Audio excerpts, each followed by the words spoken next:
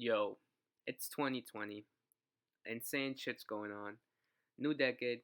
That means new things to expect from One Piece. So today's video, I'm going to be talking about 5 things that I expect to happen in 2020 in One Piece. Number 5 is going to be Kairos Backstory. We don't really have much of a background story for Kaido. We do know that he was with the Rocks Pirates as well, but that's about it. We know he was crucified a couple of times. Pretty much he's pretty much invincible in the story, but we should get a backstory. That's we always get a backstory of the main villain in every arc. For example, Whole Cake Island, we got Big Mom's backstory. Dressrosa, we had Doflamingo's backstory, etc., etc. So we should be getting a backstory for Kaido. We should see if he even is human. He's probably not even human. He's probably part of a different race that probably doesn't exist anymore. Same thing could be said as King, one of his top men. Um, Even Big Mom said that he's from an ancient race, so I believe Kaido's probably from the same race as Oars, maybe, just speculating. But we should be able to get more of Kaido's backstory, where he came from, why is he the way he is, why does he want destruction of the whole entire One Piece world, why does he want to destroy the world, why does he want to kill himself? I mean, it's a lot of things that aren't really answered in the story, and they should be answered by the end of Wano. Number 4 is Zoro's true powers. Now, let me tell you something. We've seen Luffy go all out. Doflamingo, we've seen him go Gear 4th Bowman versus Cracker. We've seen him say Gear 4th Balloon Man, or his big fat form. And now with Katakuri, we saw him go Snake Man. Now, we've seen Luffy go all out. The fight against Katakuri was probably the most he's ever fought anyone, probably the hardest he's ever won. Wano should be totally in a different level from that. So we're definitely probably gonna see a new attack, or a new Gear 4 form from Luffy, but who knows? But Zoro, we haven't really seen much of him. Now Sanji, you could say the same for Sanji, but Zoro hasn't even tried. I mean, my dude took peek out like nothing. He Killer versus Killer wasn't really wasn't a fight. It was just like 2 hits and he was out. Like, I mean, Zoro hasn't been challenged, but I feel like this arc, Zoro's definitely gonna be challenged a ton, man, and we should see some crazy power. Maybe it's Ashura related with Enma. Enma's also in the story now, so who knows? He might even like we might even have a flashback of Odin doing a attack similar to Zoro. That'll be crazy.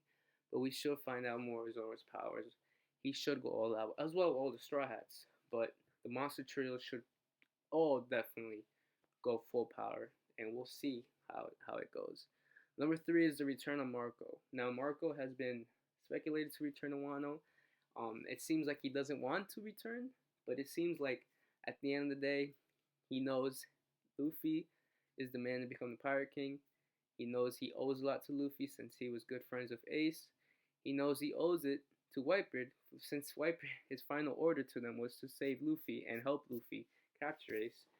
So I believe Marco will return, as well as the other Whitebeard pirates, and this Wano arc should be a huge war, and I'll make a whole different video on Wano arc. I mean, it's gonna be insane. But Return of Marco, I don't think he got stronger. I think he's probably a lot weaker now. Not physically, but I think mentally, losing Whitebeard.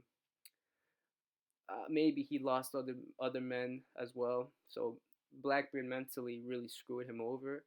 But I think we should see Marco's badassery come back in this arc and really lift his spirits up, and we'll see that in this arc definitely.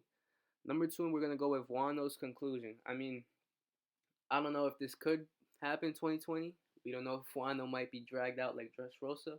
But if it's not, then at the end of 2020, we should be wrapping up Wano, and we should see how the Straw Hats, if they defeat Kaido and his crew, and if we see Wano's borders open up and all that good stuff, man. 2020, the start of the decade is gonna be crazy, crazy decade for One Piece. These next 5 years are gonna be endgame material, every chapter is gonna be hype. That's what I'm gonna say.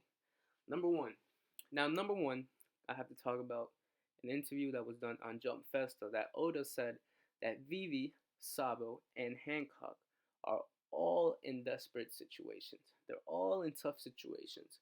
So, number one thing we should expect after Wano is their fate.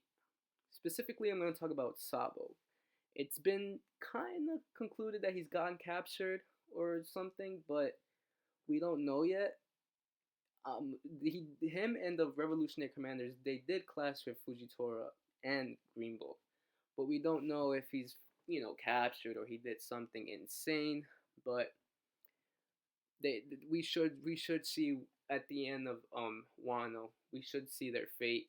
Hancock's probably gonna get captured just for story reasons, and Vivi, we know Vivi is very good allies with Luffy, and I believe that in the Reverie, they probably brought up the Straw Hats and the connection between them and Alabasta. So we should see at the end of 2020 how that's gonna play a role in the future story. We could get an Impel Down Part 2, who knows? But yeah, exciting year for One Piece. I just want to say thank you guys for watching. And I'm out.